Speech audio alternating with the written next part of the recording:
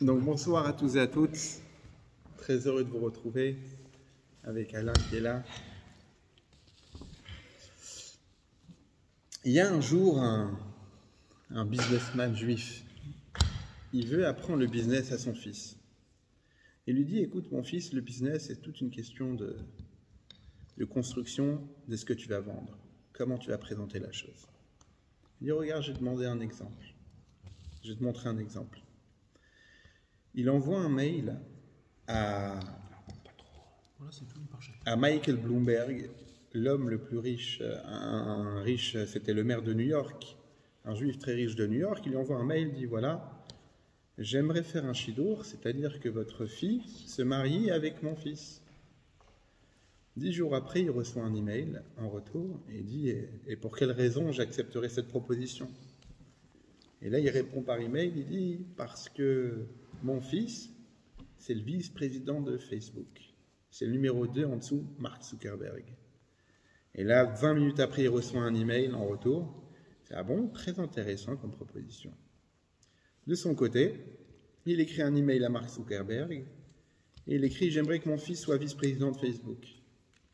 Il reçoit un message en disant et pourquoi ton fils doit être choisi pour être vice-président parmi tous les prétendants? Il répond parce que c'est les jambes de Michael Bloomberg. Et on lui répond ça c'est une belle proposition. Pourquoi je raconte cette histoire-là? Car on sait tous que quand on parle de biographie, on rentre dans tous les détails. En particulier dans la Torah. On vient d'achever le Sefer, le livre de Bereshit, dans lequel on raconte la naissance d'Adam Arishon, de Noach, d'Abraham, Yitzhak, Yaakov, les 12 tribus. À chaque fois qu'on va parler d'une grande figure, que ce soit de Noach ou bien Abraham, on va énumérer toutes les générations qui l'ont précédé. Noach, il est venu 10 générations après Adam. Et la Torah va noter et raconter toutes les générations qui l'ont précédé jusqu'à Lémer qui était son père. Et on précise même que Lémer c'était un tzaddik, le Midrash raconte énormément d'histoires sur Lémer, le père de Noach. Puis ensuite, avant la naissance d'Abraham, la paracha, la Torah raconte encore une fois, va énumérer 10 générations en donnant les noms de chacun jusqu'à Térar qui est le père d'Abraham Avinu. Puis ensuite, il y a Yitzhak, et les Toldot Abraham, et les Toldot Yitzhak ben Abraham, Abraham Olidet Yitzhak. La Torah non seulement va nous dire que Abraham il a enfanté Yitzhak, mais Yitzhak c'est le fils d'Abraham, puis ensuite Yaakov et les 12 tribus. Or, quand on retrouve le Chumash Shemot, le deuxième livre de la Torah, la première paracha, c'est-à-dire la première section qu'on va commencer cette semaine, qu'on va lire à la Torah Shabbat, qu'on a déjà commencé à lire dans Chitat tous les jours, on se rend compte que dès le départ, on nous annonce la naissance. Le deuxième chapitre commence par la naissance de Moshe Rabbeinu. Moshe Rabbeinu, c'est Moïse, le libérateur. Ou pour traduire exactement, Moïse, notre maître. Rabbeinu, qui veut dire Rabbi Shelanu, notre Rabbi. Qu'est-ce qu'on connaît des parents de Moshe? Qu'est-ce que la Torah nous dit avant ça? Rien du tout. On ne connaît même pas le nom du père de Moshe, ni de la mère de Moshe. On va le savoir seulement la semaine prochaine dans la deuxième paracha. Mais comment la Torah nous parle de la biographie de Moshe Rabbeinu, elle commence par le passouk suivant. C'est le deuxième chapitre du Chumash Shemot, du livre de Shemot, Perek Bet, passouk Aleph, premier verset qui nous dit « Vayeler ish mi bet Lévi, vaikar et bat Lévi ». Il est allé, un homme de la tribu, de la maison de Lévi, c'est-à-dire la tribu de Lévi, et il a pris une femme de la maison de Lévi. Et puis ensuite, Vatahar, elle enfanta un enfant qui s'appelle, plus tard, il va être nommé Moshe par la fille de Paro, mais là on raconte l'histoire de la naissance de Moshe Rabbeinu. Mais le Ramban, le Nachmani de Rabbi Moshe Bar Nachmani nous pose la question suivante. Pourquoi la Torah nous cache l'identité des parents de Moshe Rabbeinu? Là où la Torah a allongé l'ascendance de Noach, l'ascendance d'Abraham, Yitzhak, Yaakov, arrive Moshe Rabbeinu, l'homme, le libérateur du peuple juif, l'homme à qui la Torah va consacrer les 4 prochains livres de la Torah, les 4 livres restants qui vont être attribués à Moshe. On ne parle pas de ses parents, pas seulement qu'on ne dit pas le nom de ses parents, mais on utilise un langage, comme on dit en hébreu, stam, c'est-à-dire on emploie des termes simples.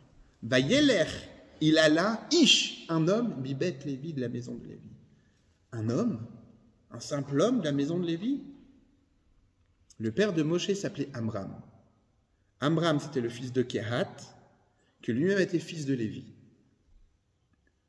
Et la mère de Moshe Rabbeinu s'appelait Yocheved, qui elle était la fille directement de Lévi. Le Ramban pose la question, comment un homme comme Moshe Rabbeinu, tu ne prononces même pas le nom de ses parents? Et pas seulement ça. Amram, le père de Moshe Rabbeinu, c'était le Nassi Ador, c'est-à-dire c'était le chef de la génération. Sur qui, c'est ramené dans la Gemara Masechet Shabbat, dans le traité de Shabbat, il y a 4 hommes. La semaine dernière, j'ai parlé de Binyamin, que Binyamin, il est mort uniquement parce que la mort existe dans le monde depuis la faute d'Adam Arishon, depuis l'arbre défendu. Et la Gemara Shabbat nous dit, il y a 4 hommes qui sont morts uniquement parce que la mort existe dans le monde. Sinon, tellement qu'ils étaient avides de faute, ils auraient pu vivre éternellement. David Améler. Alors, les 4, ça commence par Binyamin, fils de Yaakov, qu'on a parlé la semaine dernière, Amram, Avi Moshe, Amram, le père de Moshe, Amram, avec un même, pas Avraham, Ishaï, Avi David, Ishaï, le père de David, qui peut aller ouvrir la porte, s'il vous plaît? Ah, il y va là. Et la 4e, c'est Kilav ben David, Kilav le fils de David. Ces 4 personnes, tellement c'était des tzadikim, des justes, qui ne méritaient pas de mourir, mais ils sont morts uniquement parce que la mort existe depuis la faute d'Adam Arishon, où là, Dieu il a décrété qu'on n'allait plus vivre éternellement. Ah, c'est pas David Améler, c'est son fils. C'est son père. Son père et son fils. Parce que David, tout le complexe de David, enfin le complexe, c'est qu'il a fauté, il a avoué toute sa faute. Et il écrit tous ses Sefer Télim pour expier sa faute. C'est ce qu'on a parlé, le fait qu'il descend de Léa, c'est qu'il a reconnu sa faute. Toute sa vie, il a fait tchouva sur cette faute-là. Mais les parents, Bonsoir. Amram et Yocheved, Ouais. ils ont eu, nous on l'a appelé Moshe après, mais est-ce qu'ils lui ont donné un Oui, prénom? oui, Yekutiel. Comment? Le nom de Moshe, et c'est très peu connu, c'est Yekutiel. Écoutiel. Yekutiel. Donc, ouais, d'accord. Il est né juif. Il est né Oui, il avait un nom, mais ce qui est... Bon, ça c'est tout un cours qu'on pourra faire à part entière. Pourquoi la Torah choisit d'Afka le nom que la fille de Pharaon va lui donner? Voilà, c'est ça. Elle appelle Moshe, pourquoi? Kimin amay meshitiou, car je l'ai retiré de l'eau. Ça va? Ça arrête. Bon, ça va. Bienvenue. Et donc, la question se renforce.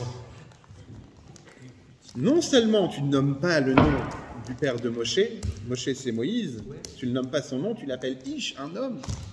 Non seulement ça, mais en plus, on parle ici d'un homme qui était le Nassi Ador, c'est-à-dire c'était le chef de la génération, celui chez qui tout le monde allait prendre exemple. Il venait de la tribu de Lévi. On va le voir un petit peu par la suite que la tribu de Lévi, c'était ceux qui étaient exemptés du travail. Ils n'étaient pas forcés. Quand Pharaon il dit à Moshe Rabbeinu et à son frère Aaron, au lieu de venir m'embêter, Lechou les Siblotechem, allez à vos occupations, allez étudier la Torah en terre de Goshen. On va le voir après un petit peu, on va un petit peu parler de ce sujet-là. Mais Amram, c'était le chef de la génération. Et comment Amram, le chef de la génération, on l'appelle Vayeler Ish mi Bet Lévi, il a là un homme de Bet Lévi, il prit la fille, il se mariait avec la fille de Lévi. Ça, c'est une question que le Ramban pose. Il y a une réponse un petit peu, on va dire, populaire, qui est pourquoi la Torah nous dit Vaïkar Ish mi Bet Lévi, pourquoi la Torah nous dit Vayeler, et là un homme de la tribu de Lévi, et il se mariait avec une fille de Lévi, sans donner de nom. Et eux, les deux ensemble, ils ont eu Moshe Rabbeinu. Pourquoi la Torah ne donne pas de nom? Pour nous donner un exemple et nous dire que n'importe qui peut avoir un fils aussi grand que Moshe Rabbeinu. C'est-à-dire que la Torah veut nous donner un exemple. Il ne faut pas être un grand homme comme Abraham. Jusqu'à là, on parlait de Abraham qui a enfanté Yitzhak, donc un tzaddik qui a enfanté un autre tzaddik. Yitzhak qui a enfanté Yaakov, un tzaddik qui a enfanté un autre tzaddik, Yaakov qui a enfanté les 12 tribus. Et là, la Torah commence, elle sait faire Shemot, livre Shemot, en lui disant, sache qu'il n'y a pas besoin d'être un grand tzaddik comme Abraham, Yitzhak et Yaakov pour avoir des grands enfants. Un simple homme, la Yeler Ish, ça veut dire l'homme de la tribu de Lévi, il peut avoir aussi un enfant comme Moshe Rabbeinu. Et c'est pour ça que la Torah dit simplement Ish. Et après, la Torah, elle va consacrer 15 versets dans la paracha suivante pour nous parler de l'ascendance de tous les tribus. On va parler aussi de l'ascendance de Moshe Rabbeinu en parlant de son père, Amram, qui était lui-même fils de Kehat, lui-même fils de Lévi. Mais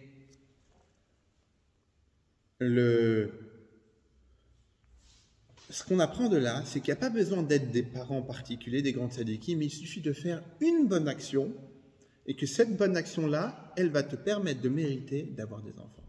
Et d'ailleurs, le Rabbi le ramène dans une sikha, Chelek Tetzaïn, que Dieu paye en enfants. Ça veut dire quoi? C'est-à-dire que quand certaines personnes font des très bonnes actions, comment Dieu va les bénir, comment Dieu va les remercier, comment Dieu va les récompenser plutôt pour la bonne action qu'ils ont accomplie, en leur donnant des bons enfants. Et c'est d'ailleurs l'histoire de Rashi. Rashi, Rabbi Shlomo Yitzhaki, qui d'ailleurs commence son premier commentaire de la Torah en disant Amar Rabbi Yitzhak, qui mentionne son père, qui est d'ailleurs français, né à Troyes. Comment il est né?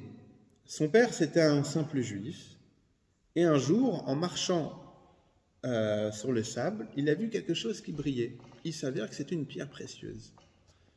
Il en doutait de trouver une pierre précieuse comme ça par terre, et donc il l'a amené chez un bijoutier.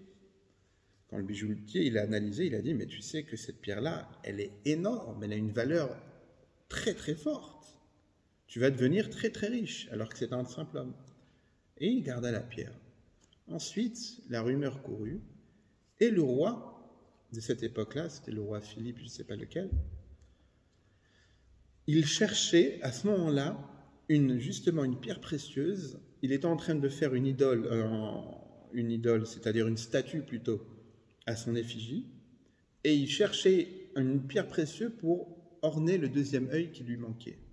Et donc très vite, la rumeur fait le tour de tous les bijoutiers, jusqu'à que ça arrive chez ce bijoutier-là qui avait vu cette pierre-là. Et donc, des soldats du roi, ils arrivent chez le père de Rashi, Rabbi Yitzhak, qui lui dit, on a entendu que tu as une très belle pierre précieuse, qu'on est prêt à te l'acheter combien tu veux. D'un côté, lui, il se dit, je ne vais pas donner une pierre qui va servir à une idole. C'est un des commandements de la Torah. Lota selecha pesel chotmula, tu ne feras pas d'idole ni d'image. D'un autre côté, ici, on parle du roi de France. Et donc, si je refuse, je vais mourir. Qu'est-ce qu'il a fait? Il a dit d'accord. Il fit la route en bateau. Ils ont navigué en bateau. Et dans le bateau, il a eu l'idée. Il a sorti la pierre. Et au moment où il a sorti la pierre, tout le monde a voulu la voir. Il a dit aux soldats qui étaient là, vous voulez voir cette pierre-là? Et c'était une pierre magnifique. Et les simples soldats ne connaissaient pas les diamants. Et donc, ils ont profité pour la regarder. Et pendant que ça se passait d'une main à une main, et il a fait tomber la pierre dans l'eau. Donc, à la fois, il s'est débarrassé de la pierre, et donc il n'allait pas accomplir l'interdiction de participer à de construire une idole, et à la fois, ce n'était pas de sa faute, puisque c'était une maladresse de tout le monde en même temps. Après ça, il a eu la vision de Eliaou Hanavi, le prophète Élie, qui lui est apparu, il lui a dit, sache que l'action que tu as faite, tu vas recevoir une récompense, et tu vas mériter un fils qui sera les yeux de la Torah. Il n'a pas dit dans ces termes-là, mais un fils qui va éclairer le peuple juif, qui était donc Rabbi Shlomo, fils d'Yitzhak, les Rachetevot initiales de Rashi. Et qui Rashi, c'est lui qui nous accompagne dans toutes les explications de la Torah, du Talmud, sans parler de toutes les histoires qu'il y a eu lui-même, comme tout ce qu'il a fait pour la communauté juive en France. Il y a plein d'histoires avec Godefroy de Bouillon, etc. Et c'était une époque difficile pour les Juifs. C'était en plein Moyen-Âge. Pourquoi je raconte cette histoire? Pour vous dire que le père de Rashi, c'était un homme simple. Mais il a fait une bonne action, que cette bonne action-là, elle a permis de tout transformer en bien. De mériter un bon enfant qui fut Rashi. Et quand la Torah, le Sefer Bereshit nous dit, le Sefer Shemot, pardon, le livre de Shemot nous dit, les parents de Moshe, c'était qui? C'était un homme de la tribu de Lévi, et sa mère, c'était une femme de la tribu de Lévi. C'est pour nous dire tout simplement que pour être les parents de Moshe, il n'y a pas besoin d'être des tzadikim. Il suffit de faire des bonnes actions, et ces bonnes actions-là peuvent tout changer pour le bien. Mais maintenant, concrètement, qui est Yocheved? Yocheved, la mère de Moshe Rabbeinu.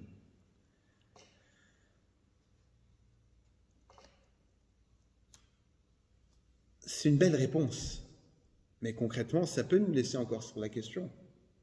On parle quand même de Moshe Rabbeinu. Qui était Yocheved? Pourquoi on cache? On ne dit pas son nom maintenant, on va le dire seulement plus tard, et pareil Amram. Pour comprendre qui était Yocheved, il faut savoir une chose.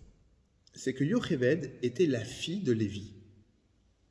Lévi, c'était le troisième fils de Yaakov, la tribu de Lévi. Elle, Yocheved, c'était la fille de Lévi. Écoutez bien ça. Yocheved s'est mariée avec Amram à l'âge de 123 ans. Donc c'était déjà un mariage surnaturel. Elle a eu Moshe, elle a enfanté Moshe à l'âge de 130 ans. Jusqu'à là, après le déluge, la femme qui a accouché le plus tard, c'était Sarah à l'âge de 90 ans.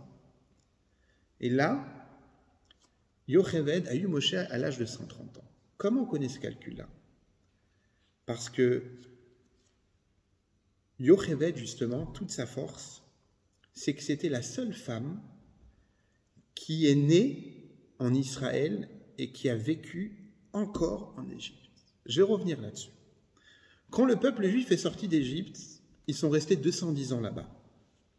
Le peuple juif est resté en exil en Égypte 210 ans depuis l'arrivée de Yaakov et ses enfants. Quand on est sorti d'Égypte, quel âge il avait Moshe? 80. Il avait 80 ans, Moshe Rabbeinu, à la sortie d'Égypte. Si vous faites 210 moins 80, ça fait 130. Et donc c'est l'âge où Yocheved a eu. Et pourquoi on sait ça? Parce que Yocheved, elle est justement arrivée, elle est née à la muraille de l'Égypte, mais du côté d'Israël. C'était la dernière Israélienne qui vivait en Égypte à ce moment-là. Et donc, Amram, qui est le petit-fils de Lévi, il va se marier avec sa tante, qui est Yocheved. On sait tous que se marier avec sa tante, quand la Torah a été donnée, c'est interdit, on n'a pas le droit de se marier avec sa tante. Mais qu'est-ce qui va pousser Amram, justement, à transgresser quelque chose qui va venir bien sûr après, ce n'était pas encore interdit, mais de se marier avec sa tante, qui a 123 ans. On parle d'ici du rabbi de la génération, de trouver une jeune femme avec qui avoir des enfants en bonne santé, c'était pas ce qui lui manquait. C'était l'homme qui était admiré de tous. Et parmi toutes les femmes, parmi tous les juifs qui habitaient alors à cette époque-là en Égypte, qui est-ce qu'il va prendre? Il va prendre Yocheved, qui a 123 ans, qui est la fille de Lévi. Et il y a écrit, si on prend les termes exacts du passouk, il écrit « Vayeler ish mi bet Lévi ». Et il a là, il a Yeler, c'est-à-dire il partit, comme Lech Lecha va pour toi, un homme de la maison de Lévi. Mais où est-ce qu'il est allé? Si, il s'est marié avec une Lévi, ils étaient dans la même tribu, donc ils étaient dans les tentes côte à côte, c'était des voisins. C'est-à-dire quoi qu'il a là? En réalité, c'est justement le terme, il a là prendre une femme de la tribu de Lévi, c'est-à-dire que ce qu'il a fait, c'était quelque chose qu'il était obligé de faire. Pourquoi il était obligé de faire ça? Pourquoi il était obligé de passer par ces mariages-là? Parce que Yocheved, justement, elle venait d'Eretz Israël. Elle venait de la terre d'Israël. C'était la seule femme actuelle qui était née en Israël, qui était encore vivante. Tous, ils étaient déjà décédés. Tous les tribus de Lévi. Et leurs enfants étaient déjà décédés, on est déjà 3 générations après. Et la seule femme qui restait, c'était Yocheved. Pour comprendre mieux Yocheved, on va faire pas une parenthèse, mais on va laisser Yocheved ici, et on va plonger un petit peu plus dans la paracha de Shemot.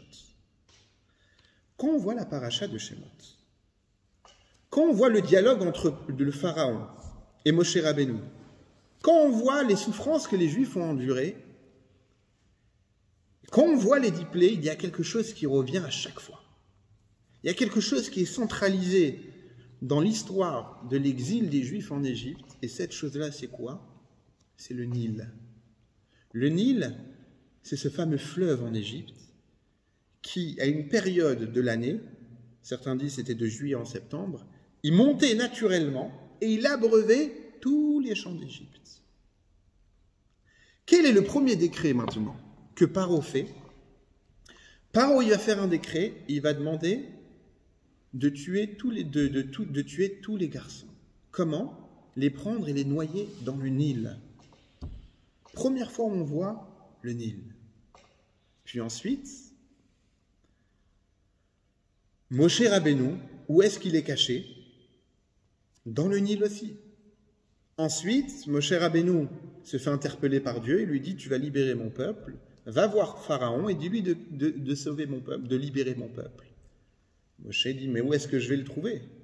Il ne va pas me laisser rentrer dans son royaume comme ça. » Il dit « Tu vas le trouver à Sfatayeor, sur le bord du fleuve, du Nil. » Encore une fois, on voit le Nil. On voit que le dialogue entre Moshe et Pharaon se passe toujours sur le Nil. Puis ensuite arrivent les 10 plaies. Quelle est la première plaie? Le sang. L'eau du Nil se transforme en sang. Pourquoi ce Nil revient à chaque fois? Et quel est le lien du Nil avec Yocheved? Le Midrash répond à toutes ces équations les uns après les autres. Pourquoi fallait noyer les enfants? Pourquoi Paro a décrété de noyer les enfants, les garçons, pas les filles, les garçons dans le Nil? Pourquoi? Parce que ces astrologues lui ont dit, on voit dans les étoiles que le libérateur des Juifs va être puni par l'eau. Qu'est-ce qu'il a fait Pharaon? Il a dit, ah bon, ben, je vais devancer la punition. Tous les enfants, il avait peur du libérateur, puisqu'il voyait que l'esclavage, ça marchait. Il a décrété que tous les garçons, enfants, bébés, on les jette dans le Nil. La fois où Dieu dit à Moshe de trouver Pharaon, où est-ce qu'on va le retrouver? Ça va être sur le Nil. Pourquoi? Parce que Paro se prenait lui-même pour un Dieu. Et donc il se prenait pour un être surnaturel. Un être surnaturel n'est pas censé aller aux toilettes. Qu'est-ce qu'il faisait? Il allait très tôt le matin, quand tout le monde dormait, sur le Nil pour faire ses besoins, en cachette. Et c'est là-bas que Dieu lui a dit. Pour le sang, la première plaie du sang, c'est étant donné que Paro a tué les enfants, les garçons dans le Nil, on l'a puni par le Nil. Ça, c'est ce que le Midrash répond. Il y a une autre réponse, qui est celle de la Chassidut. Et c'est là où on va voir le lien avec Yocheved. C'est que le Nil, en réalité, c'est une divinité. Mais pourquoi c'est une divinité? On va voir dans le dialogue entre Pharaon et Moïse, entre Moshe et Paro, Moshe va lui dire, je viens, j'ai été envoyé par Hachem. Qu'est-ce qu'il lui répond Pharaon? Le Yadati est Hachem, je ne connais pas Dieu, je ne connais pas un Dieu qui a le nom de Hachem. Qu'est-ce qu'il y a dans ce dialogue? C'est-à-dire quoi tu ne connais pas le nom de Dieu qui s'appelle Hachem? Il avait toutes sortes d'idoles, il ne reconnaît pas Dieu. Et là intervient Yocheved. Yocheved, comme on l'a dit, c'est une femme qui est née encore en Eretz Israël. En Eretz Israël, c'est un pays qui est en plein désert. On sait tous qu'il n'y a pas la pluie facilement qui vient en Eretz Israël. Qu'est-ce qu'on fait pour avoir la pluie? On demande dans la prière, Veten talumatar, livracha, donne-nous la pluie. Donne-nous la pluie pour qu'il y ait de la végétation, qu'on puisse se nourrir et qu'on puisse avoir de la parnassa. On demande Mashivaru Achomorida Geshem en hiver, on demande Moridatal en été. Donc en Eretz Israël, étant donné que c'est un pays qui est en plein désert, et que pour faire pousser les choses, on a besoin de la pluie, comment on fait pour avoir la pluie? On lève les yeux vers le ciel. Il y a même quelques années, c'est très récent, hein, une délégation du gouvernement du royaume marocain avait demandé aux notables de la communauté juive au Maroc de prier pour que la pluie tombe puisqu'il y avait la sécheresse. Et donc, quand il y a la pluie, il y a la sécheresse, et qu'on a besoin de la pluie, qui est-ce qui va nous envoyer la pluie? On ne peut pas la fabriquer nous-mêmes. C'est le ciel qui envoie la pluie. Qu'est-ce qu'on fait? On lève les yeux vers le ciel. Ça, c'est le symbole d'Eretz Israël. Paro, quand il dit « je ne reconnais pas Dieu », pourquoi on a vu plusieurs fois? Pourquoi le Nil s'est centralisé? Parce que justement, en Égypte, bien que c'est aussi dans le désert, ils ont là-bas le Nil. Et le Nil, c'est ce qui abreuve tous les champs et c'est ce qui donne la végétation et donc le gagne-pain, la parnassa. Les Égyptiens, ils attendent toute l'année la période où l'eau va monter. Pendant l'hiver, elle va abreuver tous les champs, puis ensuite ça va pousser. Eux, ils n'ont pas besoin, entre guillemets, de prier à Dieu. Et c'est là tout le conflit spirituel entre Moshe Rabbeinu et Paro. Paro lui dit, on ne connaît pas Dieu, on n'a pas besoin de Dieu ici. On a le Nil déjà qui nous abreuve. Mais qu'est-ce qu'il lui répond Moshe Rabbeinu? Il lui dit, moi, ma mère c'est Yocheved. Il ne lui dit pas ça, mais c'est-à-dire que c'est le message de Yocheved. Yocheved, c'est quoi? C'est Eretz Israël. Ce peuple-là, il a besoin de croire en Dieu. Et qu'est-ce qu'on voit quand Moshe Rabbeinu va voir son peuple? Ils ne croient pas au début. Ils ont perdu cette émouna. Et c'est ça l'exil spirituel de l'Égypte. C'est-à-dire qu'il n'y a pas Dieu. On n'a pas besoin de Dieu. On est déjà nourri par la terre. On a tout ce qu'il faut ici. Qui était ça? Qui était ce symbole-là? C'était Yocheved. Yocheved, le fait qu'elle venait d'Eretz Israël, elle représentait le symbole qu'il faut avoir la confiance en Dieu et que c'est Dieu qui donne la parnassa. Et c'est pour ça que Amram, parmi toutes les filles qui pouvaient se marier avec, il a choisi Yocheved. Parce que pour faire un grand enfant, il faut une grande mère. Pour faire un enfant qui a une éducation bonne, comme celle que Moshe Rabbeinu devait avoir, celle de la Emouna, c'est-à-dire la confiance en Dieu, une confiance inébranlable, il fallait avoir une mère comme Yocheved, qui elle est née en Eretz Israël et que Eretz Israël c'est le symbole même que la parnassa elle vient de Dieu et qu'il faut pas s'inquiéter. Comme la Torah le dit, Eretz Asher Eine Hashem Elokecha Ba Mereshit Hashana Va'adachit Shana. Eretz Israël c'est une terre où les yeux de Dieu sont posés depuis le début de l'année jusqu'à la fin de l'année. Il y a une très belle histoire qu'on raconte avec Rabbi Meir Abouchatzera, Baba Meir, le fils de Baba Sali, un grand tzaddik marocain. Un jour, un homme, il est parti voir Baba Meir, il lui a dit, Rabbi, j'ai envie de faire mon aliyah, j'ai envie de voyager en Eretz Israël, je ne sais pas si c'est bien ou pas pour moi. Et le Rabbi, Baba Meir, lui dit, mais bien sûr que c'est bien de faire l'aliyah. Il dit, c'est quoi tes inquiétudes? Et mes inquiétudes, c'est que j'ai peur pour ma parnassa, mon gagne-pain. Je ne sais pas dans quoi je vais travailler. Je suis illettré. Ni je sais lire, ni je sais écrire. Baba Meir, quand il a entendu ça, il lui dit, ne t'inquiète pas. La terre d'Israël, c'est une terre qui est bénie. C'est une terre où la pluie, elle vient du ciel. Viens en Eretz Israël et tu verras que le bon Dieu va s'occuper de toi. Il arrive en Israël. Et il va à ce qu'on appelle l'Ishkata Avoda, le pôle emploi d'aujourd'hui, le pôle emploi France, il va chercher un travail. Et quand il va demander du travail, qu'est-ce qu'il dit? Il dit, bonjour, je m'appelle un tel et un tel, et je suis venu chercher du travail. Quelles sont vos compétences, monsieur? Il commence à dire certaines compétences dans lesquelles il avait travaillé auparavant. Et sans faire exprès, de sa bouche, ça sort. Par contre, je ne sais ni lire ni écrire, hein. Quand il dit ça, il dit, mais qu'est-ce que je viens de dire? Je me suis tiré une balle dans le pied. La dame, elle entend ça, elle dit, ok, très bien, je note. Ok, monsieur, on vous rappellera s'il y a du travail. Lui, en sortant, il est complètement retourné, il dit, j'avais une chance de demander du travail. Maintenant, mon nom, ma carte d'identité, les fichiers, comme un homme qui sait ni lire ni écrire, comment je vais avoir du travail comme ça? 2 jours après, ou une semaine après, il reçoit un coup de téléphone du Misrad Habitachon. Misrad Habitachon, c'est le ministère de la Défense. Bonjour, monsieur Untel, oui. Ici, c'est le ministère de la Défense. On a reçu votre CV. On est intéressé par vos services. Est-ce que vous êtes libre telle date pour un rendez-vous professionnel? Lui, il entend ça, il voit que c'est sérieux. Il se dit, est-ce que c'est une blague, sérieux? Il dit, mais en même temps, qui était au courant que je cherchais du travail? Il dit, d'accord. Très bien. Arrive le rendez-vous. Il va au ministère de la Défense, il nomme son nom, etc. Il dit, très bien monsieur, allez-y en salle d'attente, un responsable va venir vous chercher. Il est en salle d'attente, il attend 1 heure, 1h30. Et entre-temps, il voit des gens défiler devant lui, des gens qui sont convoqués, et lui, toujours rien. Au bout de 4 heures d'attente, il dit, bon, on s'est foutu de ma tête, ok, c'est une belle blague, je vais y aller. Et au moment où il se lève pour partir, il y a un responsable qui vient le voir, il dit, monsieur, c'est vous monsieur Antel? Il fait oui. Veuillez me suivre, s'il vous plaît. Il le suit.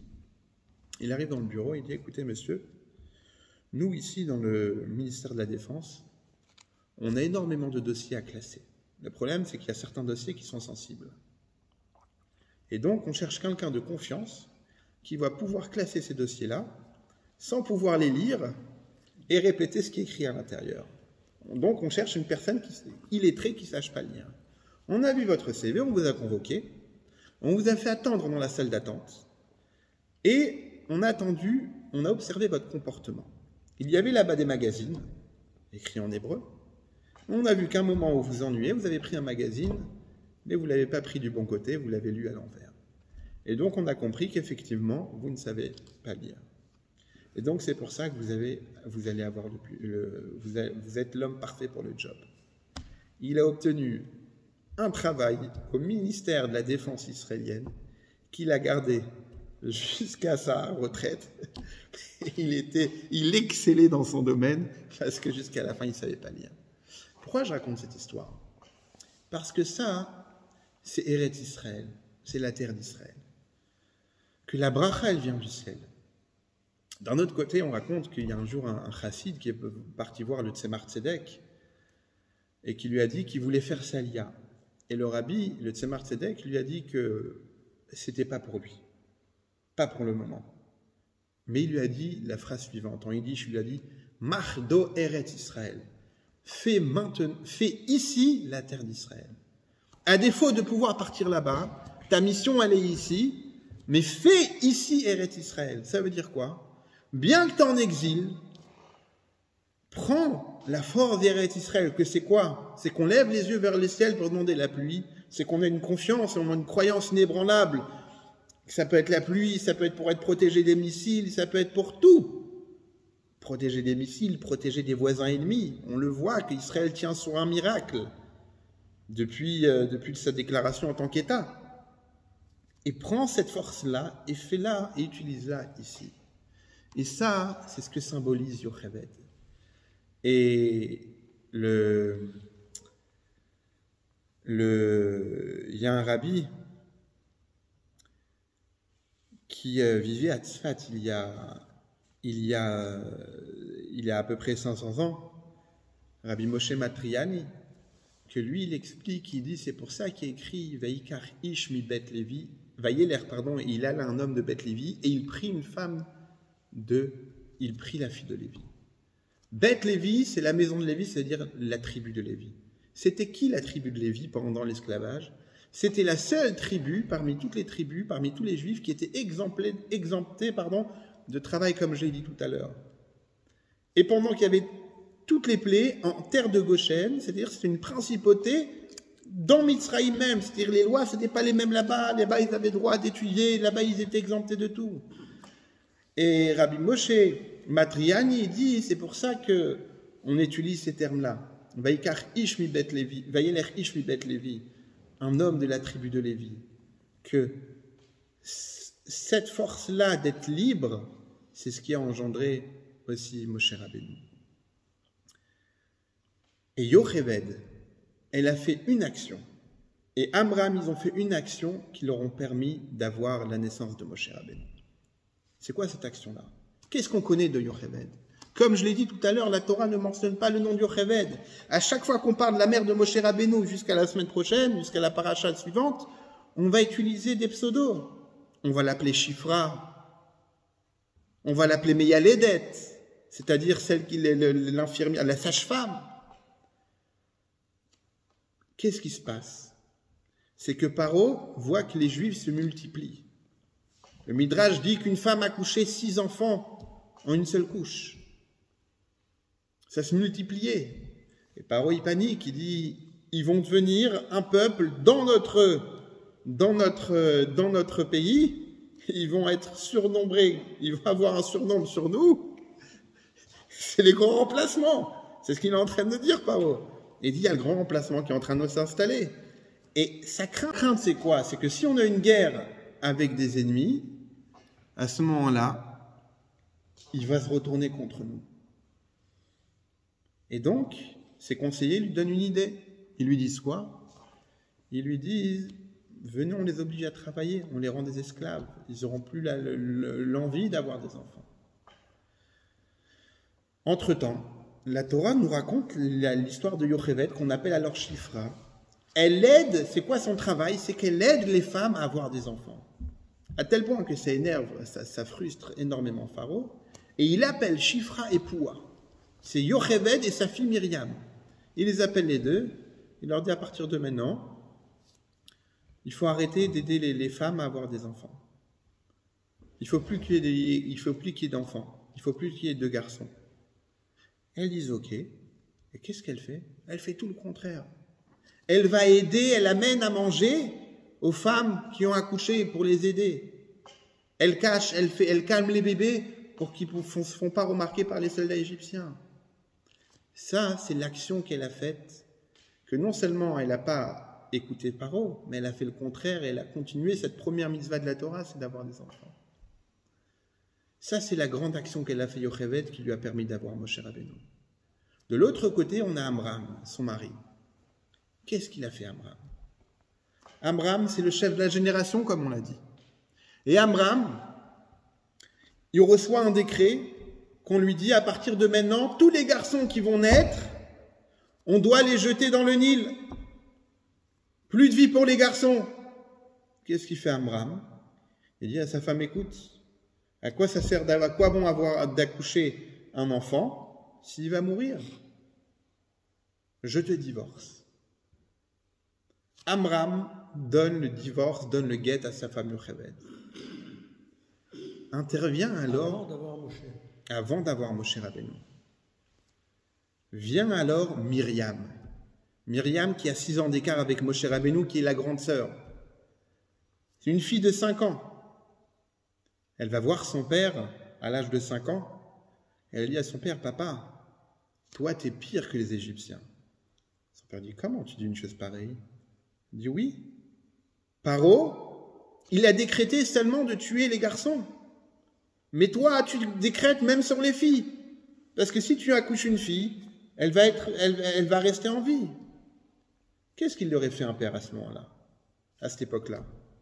Il aurait dit à sa fille, allez, tais-toi, va jouer, pour qui tu te prends pour parler comme ça sur ton père? Qu'est-ce qu'il fait Amram?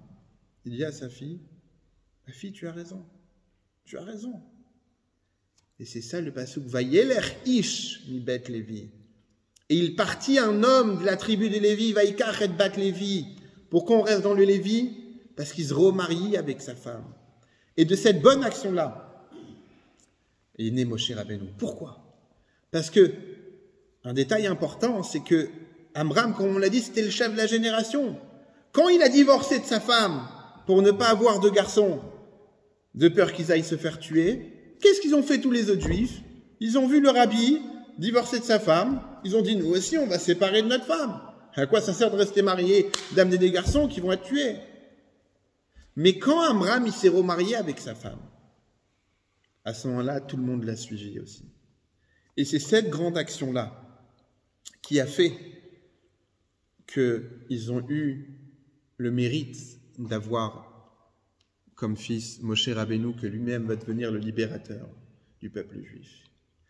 Et par rapport à ça, par rapport à Moshe Rabbeinu, Moshe Rabbeinu, on l'appelle, comme j'ai dit tout à l'heure, Rabbi, Rosh Ben Israël, la tête du peuple juif. Pourquoi la tête? La tête, c'est la partie du corps qui peut voir haut.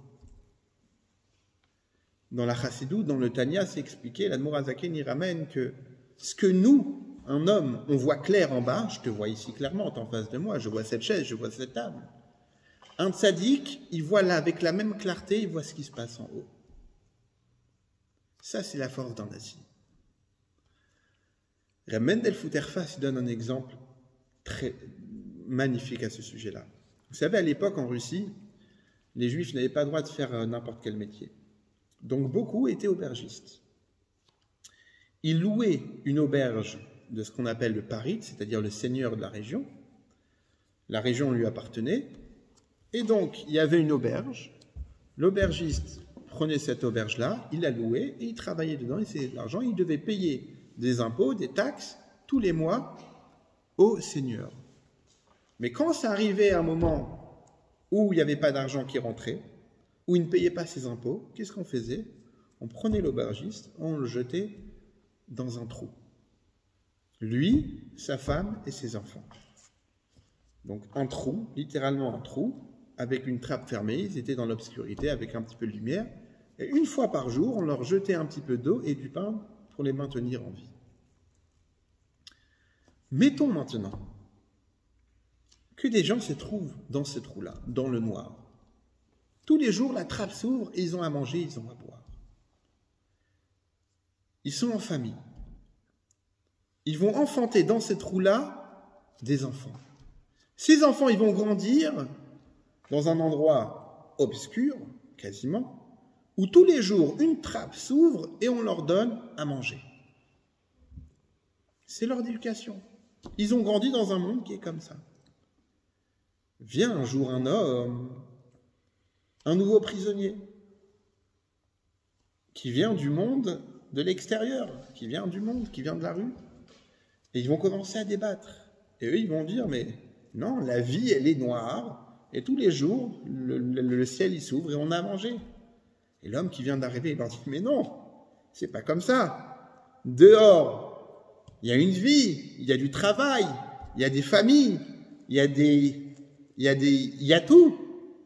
Mais eux, ils disent, mais non, je te dis, nous, on a grandi comme ça, on est dans un monde qui est noir, où tous les jours, on a mangé du ciel quelque part. Et lui dit, mais non, pour avoir à manger, il faut travailler.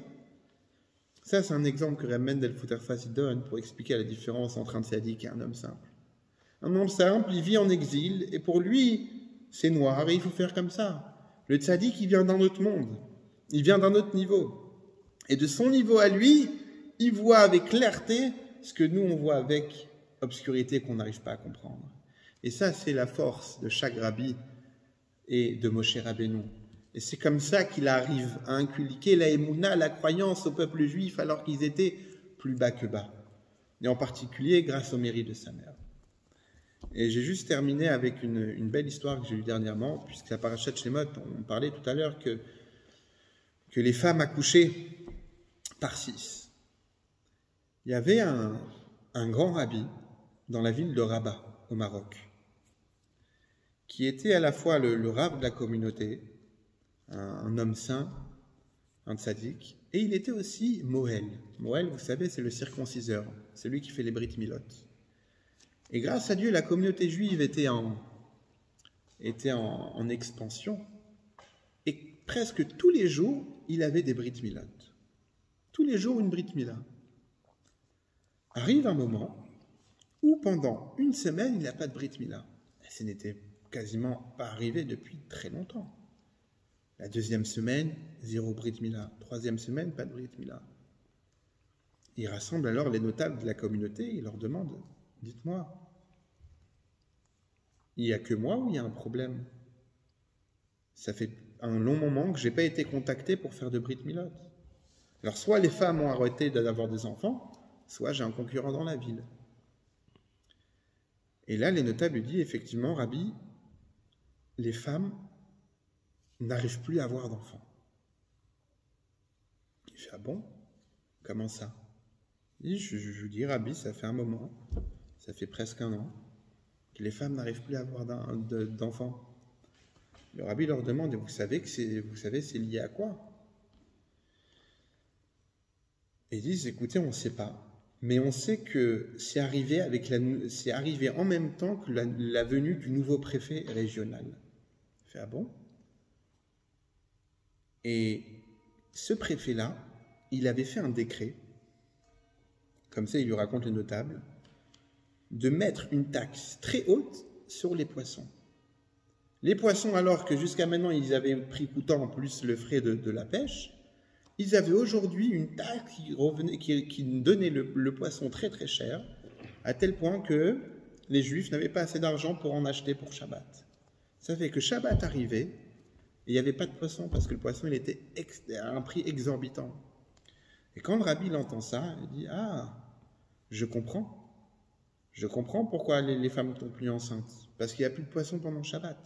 On ne mange plus de poisson le Shabbat. » Il dit à un bachour, un jeune homme de confiance, il lui dit « Assis-toi. » Il s'assoit. Il prend un papier, il prend une plume avec de l'encre et il note une phrase. Il ferme ce papier-là à plusieurs reprises. Il donne au bachour, au jeune homme, il lui dit « Demain matin, à la première heure, tu vas de chez toi jusqu'à la mer. Tu ne t'arrêtes pas, tu ne parles à personne, tu ne regardes personne. Tu prends ce papier-là et tu le jettes dans l'eau. Le lendemain matin, et il lui dit comme ça le rabbi, dit, et je veux qu'après que tu aies fait ça, tu viennes me voir pour me dire que la mission est accomplie. C'est ce qu'il fait le jeune homme. Le bachour, le lendemain matin, première heure, il va, tête baissée, il marche droit, il va jusqu'à la mer, il jette ce papier-là, il revient chez le rabbi, il dit, Rabbi, c'est bon, j'ai accompli la mission. Et là, le rabbi montre un grand sourire, une grande satisfaction. Ce jour-là, les pêcheurs vont à la pêche comme d'habitude, ils balancent le filet dans l'eau, ils remontent le filet, pas de poisson. Et ils disent, mais non, c'est pas possible, notre filet, il est sûrement troué. Ils sortent le filet, non, le filet, il est parfait. Pareil, les autres pêcheurs, les autres chalutiers, il n'y a plus de poissons dans la mer. Un jour, le lendemain, la même chose, 3 jours, 4 jours. Ça arrive chez le roi. Le roi, il est assis devant son assiette. Et il appelle son chef de cuisine, il dit, comment ça se fait que ça fait plus quelques jours que je n'ai pas de poisson dans mon assiette? Il lui dit, écoutez, votre majesté, il y a un phénomène naturel qui est en train de se passer, voire surnaturel, c'est qu'il n'y a plus de poissons dans l'eau. Il dit, mais qu'est-ce que tu me racontes? Il dit, si, il n'y a plus de poissons dans l'eau. Les seuls poissons, on est obligé de les amener de loin, mais le temps qu'ils arrivent, non seulement ils sont salés, ils sont de mauvaise qualité, donc je n'ose pas les mettre sur votre table, mais nous, ici à Rabat, on n'arrive plus à pêcher de poissons, il n'y a plus de poissons. Le roi, il appelle alors le préfet qui était responsable, lui dit, dis-moi, c'est vrai cette histoire-là? Et il dit, votre majesté, j'approuve. C'est vrai, au début, j'y croyais pas, mais les pêcheurs me l'ont dit, je suis parti avec eux-mêmes dans le chalutier, on n'a rien trouvé, il n'y avait pas de poisson. Et le roi lui dit, écoute, c'est toi qui es responsable de cet endroit-là, de ce domaine-là. Soit tu me trouves une solution, sinon c'est toi que je jette dans l'eau. Le préfet, il sort en tremblant et il écrit un avis à la population. Tout celui qui trouve une raison sur la disparition des poissons, il aura une grande récompense. Le lendemain, il y a 2 pêcheurs qui s'approchent, qui demandent à voir le préfet. Il dit, monsieur le préfet, on a peut-être un renseignement qui vous intéressera. Il dit, il y a quelques jours, le fameux jour où on n'a plus vu de poissons, le matin, très tôt le matin, on a vu un jeune homme de la communauté juive jeter un papier dans la mer. Et on est sûr que c'est lui qui a fait de la sorcellerie, du sror, comme ils disent, et qui a ensorcelé tout l'eau et qui a plus de poissons. Et là, le préfet, il se frotte les mains et il va voir le roi, il dit, votre majesté, on a trouvé les coupables, c'est les juifs. Tout de suite, le roi, il ordonne d'aller chercher le rabbi de la communauté, le chef de la communauté. Quand les soldats débarquent, le rabbi, il est très serein, tout le monde tremble, mais le rabbi, il est très serein. Ils amènent le rabbi chez le roi. Dès que le rabbi voit le roi, il fait la bénédiction qu'on fait sur les rois. Puis ensuite, il dit, Allah al-Watan al-Malik, que Dieu garde le roi. Et il lui dit, c'est vrai que vous avez ensorcelé l'eau? Et le rabbi répond, Chazvé Shalom, Dieu nous en préserve. Vous savez très bien que la sorcellerie, elle est interdite dans la Torah. Il lui dit, alors c'est quoi cette histoire de papier? Il lui dit, je sais que vous êtes une personne intelligente, votre majesté, laissez-moi vous expliquer quelque chose. Je sais que vous croyez en Dieu. Et vous savez que Dieu, quand il a créé le monde, il a créé des phénomènes naturels qui ne peuvent pas être taxés. L'eau, par exemple, elle vient de Dieu. Et on ne peut pas mettre une taxe sur quelque chose qui vient naturellement. On paye les services qui vont nous amener l'eau à la maison, mais on ne peut pas dire je donne une taxe sur l'eau. L'air, elle est gratuite aussi. Les antisémites, ils disent pourquoi les juifs, ils ont un grand nez, c'est parce que l'air, elle est gratuite. Mais l'air, elle est gratuite. Et donc, on ne peut pas mettre une taxe sur l'air. Le rabbi lui dit, les poissons ont été créés par Dieu, et donc, on ne peut pas mettre de taxe sur les poissons. Et le roi, il entend ça, il est très intéressant, mais où est-ce que tu veux en venir? Il lui dit, j'ai le mérite d'être un circonciseur, d'être un Moël. Et il y a quelque temps de cela, il y a quelques semaines, j'ai constaté qu'il n'y avait plus de circoncision à faire.